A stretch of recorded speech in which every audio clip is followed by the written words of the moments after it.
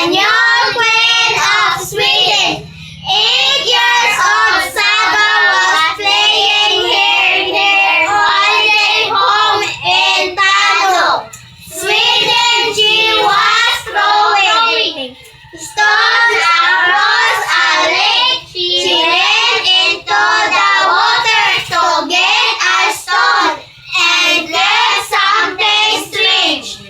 It was long and thin. When she looked at it, she thought it was a stick.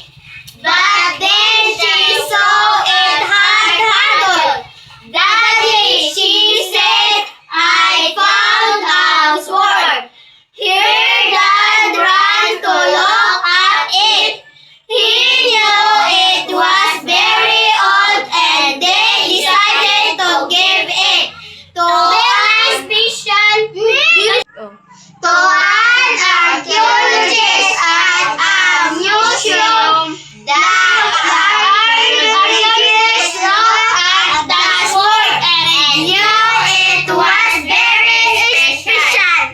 She thought it was about 1,000 years old, but experts now believe it could be even older, perhaps from 5,500 years old. Taro nga.